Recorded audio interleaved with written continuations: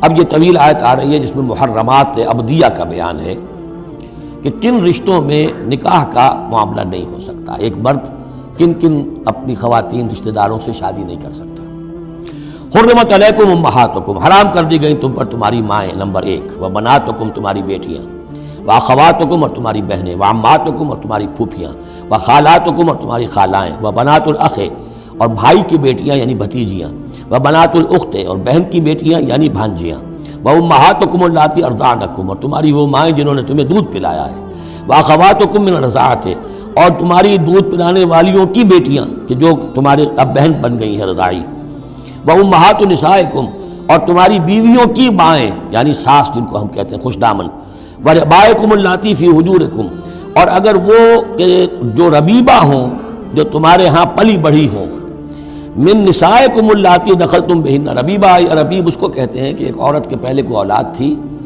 آپ نے ان سے شادی کی ہے تو وہ اولاد بھی ساتھ لے آئی ہے، اب وہ آپ کی بیٹے بیٹیاں ہی ہو گئی آپ کی، لیکن وہ آپ کے حقیقی بیٹے بیٹیاں نہیں، ربیب کہلاتے ہیں، ربیب اور ربیبہ، تو وہ ربیب اور ربیبہ بھی حرام ہیں اگر اس جو ماں ہے اس کے ساتھ مقاربت کی ہو، اگر اس کے ساتھ تعلق زن و شہ ہوا ہے تو پھر وہ ربیبہ جو ہے بچی جو آئی تھی اس کے ساتھ وہ بھی حرام ہو گئی، لیکن اگر کسی وجہ سے بغیر اس کے کہ ان کے ساتھ کوئی جنسی تعلق ہو طلاق ہو جائے تو پھر اس ربیبہ کے ساتھ نکاح ہو سکتا ہے۔ وَرَبَائِبُكُمُ اللَّاتِي فِي حُجُورِكُم مِّن نِّسَائِكُمُ اللَّاتِي دَخَلْتُم بِهِنَّ جن سے تم نے صحبت کی ہو، ان کی جو بیٹیاں ہیں سابقہ شوہروں سے وہ حرام ہیں، فَإِن لَّمْ تَكُونُوا دَخَلْتُم بِهِنَّ اور اگر تم نے ان سے صحبت نہ کی ہو فَلَا جُنَاحَ عَلَيْكُمْ تو پھر کوئی حرج نہیں ہے۔ وَحَلَائِلُ أَبْنَائِكُمْ اور تمہارے بیٹوں کی عورتیں یعنی بیٹوں کی بیویاں، بہو جن کو ہم کہتے ہیں تمہاری بہویں، الَّذِينَ مِنْ أَصْلَابِكُمْ لیکن بیٹے وہ جو تمہارے اپنے صلب سے ہوں، اپنے صلبی بیٹے، منہ بولے بیٹے کا معاملہ نہیں ہے۔ وَأَن تَجْمَعُوا بَيْنَ الْأُخْتَيْنِ اور یہ بھی تم پر حرام کیا گیا ہمیشہ کے لیے کہ بیک وقت دو بہنوں کو جمع کرو ایک نکاح میں، إِلَّا مَا قَدْ سَلَفَ سوائے اس کے کہ جو ہو چکا، إِنَّ اللَّهَ كَانَ غَفُورًا رَحِيمًا یقیناً اللہ غفور الرحیم، جو ہو گیا پہلے کا، اس کو تو گڑے مردے اکھاڑے نہیں جا سکتے، لیکن آئندہ کے لیے یہ محرمات ابدیہ ہیں۔ اس میں حضور نے اضافہ کیا ہے کہ دو بہنوں کو بھی ایک وقت نکاح میں نہیں رکھ سکتے، اسی طرح خالہ بھانجی کو بھی نکاح میں نہیں رکھ سکتے اور پھپھی بھتیجی کو بھی نکاح میں نہیں رکھ سکتے۔ یہ محرمات ابدیہ ہیں کہ جن کے ساتھ کسی حال میں کسی وقت شادی نہیں ہو سکتی۔ اب ہے وہ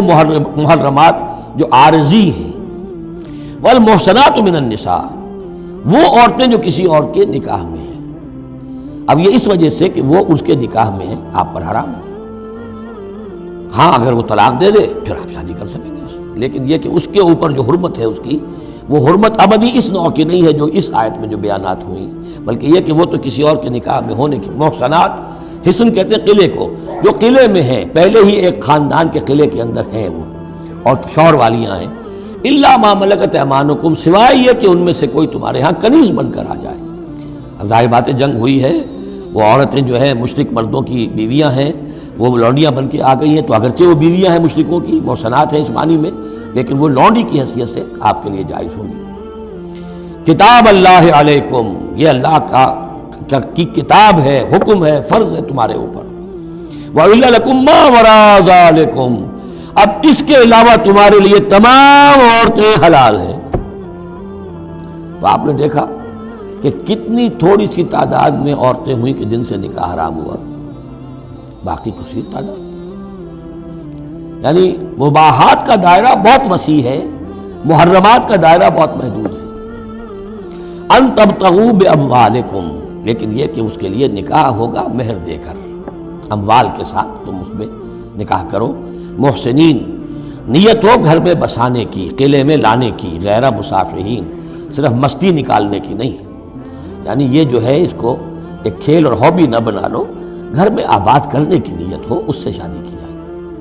مَسْتَمْتَعْتُمْ بِهِ مِنْهُنَّ فَآتُوهُنَّ أُجُورَهُنَّ تو جو بھی تم نے ان سے استفادہ کیا ہے تو انہیں ان کے مہر جو ہے مقرر ہوئے ہیں، فریضۃً وہ دو۔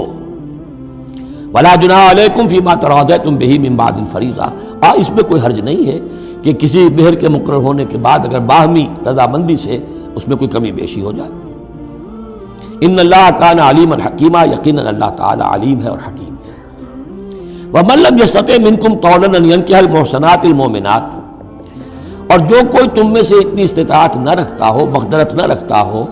کہ مومن محسنہ عورتوں سے شادی کر سکے۔ اب محسن دو معنی میں آتا ہے، ایک خاندانی لڑکی، شریف لڑکی، خاندانی آزاد گھرانے کی کہ اسے گھر کا قلعہ حاصل ہے، اور ایک شادی شدہ عورت کے جو ایک شوہر کے قلعے کے اندر ہے۔ ایک ہے خاندان کا قلعہ، خاندان کی پروٹیکشن حاصل ہے، سپورٹ حاصل ہے، تو وہ عورت جو ہے وہ محسنہ ہے۔ اسی طرح وہ عورت کے جو شوہر کے گھر میں ہے، ایک قلعے میں ہے، اس کے گھر میں ہے، اس کی حفاظت میں ہے، وہ بھی محسنہ ہے۔ پہلے تھا وہ دوسری معنی میں یعنی شادی شدہ، یہاں مراد ہے شریف زادیاں، آزاد مسلمان عورتیں۔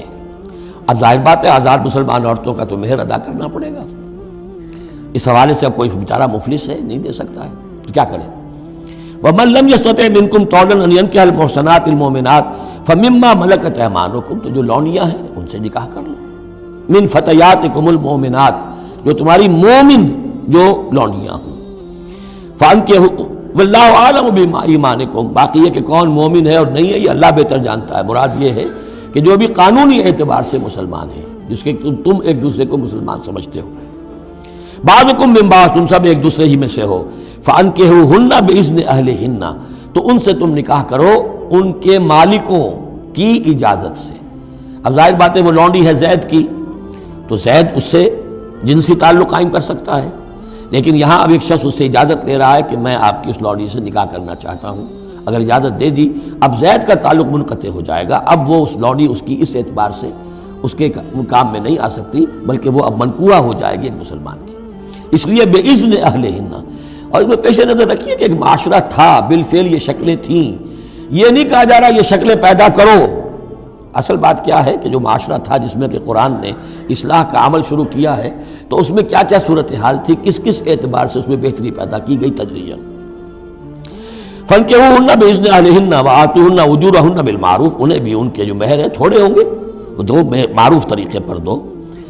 محسنات غیر مسافحات، ان سے بھی جو تعلق ہے یہ نکاح کا ہوگا تو نیت ہونی چاہیے گھر میں بسانے کی، محض مستی نکالنے کی اور شہوت رانی کی وہ نیت نہ ہو۔ ولا متخذات اخدان، اور نہ ہی کوئی چوری چھپی کی دوستیاں اور یاریاں ہوں، یہ نہیں، کھلم کھلا نکاح ہو، معلوم ہو کہ فلاں کی لونڈی ہے۔ جیسے حضرت سمیہ رضی اللہ تعالی عنہ، یہ ابو جہل کا چچا تھا، ایک شریف انسان تھا، اس کی لونڈی تھی۔ پھر جب یہ یاسر آئے ہیں یمن سے اور آباد ہوئے مکے میں، تو انہوں نے اس کے ابو جہل کے چچا سے اجازت لے کر اور ان کی لونڈی سمیہ سے شادی کی ہے۔ ان سے پھر حضرت عمار ہوئے، عمار ابن یاسر اور عمار کی والدہ سمیہ رضی اللہ تعالی عنہم، یہ تین کا ایک کنبہ تھا۔ وہ شریف آدمی مر گیا تو پھر ابو جہل جو ہے اس کو اختیار ہو گیا ان پر، اس نے پھر جو پرسیکیوٹ کیا ہے وہ آپ کو معلوم ہے، اس خاندان کو بدترین جو ایذائیں دی گئی ہیں وہ اس خاندان کو دی گئی۔ فَإِذَا أُحْصِنَّ، پھر جب وہ قید نکاح میں آ جائیں، فَإِنْ أَتَيْنَ بِفَاحِشَةٍ، پھر اگر وہ کوئی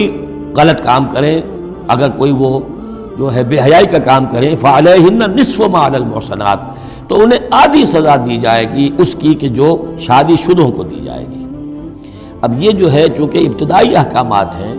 ابھی تک تو رجم کا حکم آیا ہی نہیں ہے، ابھی تک 100 کوڑوں کا حکم بھی نہیں آیا ہے، ابھی تو یہ تھا آزوہما، تو کوئی بھی انہوں نے اپنا طریقہ مقرر کر لیا ہے کہ اتنا کچھ ہم ماریں گے۔ تو اس میں البتہ ذہن میں رکھا جائے کہ اس میں یہ ہے کہ جو یہ لونڈی ہے منکوحہ، اس کو اگر سزا دینی ہے اسی طرح کے جرم کی تو اس کی سزا بھی عادی ہوگی، اس لیے کہ ایک شریف خاندان کی عورت جس سے پروٹیکشن حاصل ہو اس کا معاملہ اور ہے، اور ایک اس بیچاری غریب یعنی اس کا لونڈی کا معاملہ اور ہے۔ ذَلِكَ لِمَنْ خَشِيَ الْعَنَتَ مِنْكُمْ، یہ رعایت بھی کہ مسلمان لونڈیوں سے نکاح کر لو، یہ بھی تمہارے لیے، تم میں سے ان لوگوں کے لیے ہے کہ جنہیں اندیشہ ہو فتنے میں پڑنے کا، جو اپنی شہوت اور جنسی جذبے کو روک نہ سکتے ہو، کہ اگر ان کے لیے نکاح کی کوئی شکل نہیں بنتی ہے تو ہو نہ جائے کہ کہیں کسی غلط کام میں وہ ملوث ہو جائیں، ورنہ یہ کہ وان تصبروا، اگر تم صبر کرو، تو چونکہ عام طور پر جو باندیاں تھیں ان کا کردار اونچا نہیں تھا اس معاشرے میں، تو بہتر یہ ہے کہ ان سے نکاح کرنے سے تم بچو اور تعفف کرو، اس میں بہتری ہے۔ وان تصبروا خیر لکم، اور اگر تم صبر کرو تو یہ تمہارے حق میں بہتر ہے۔ واللہ غفور الرحیم، اللہ غفور الرحیم۔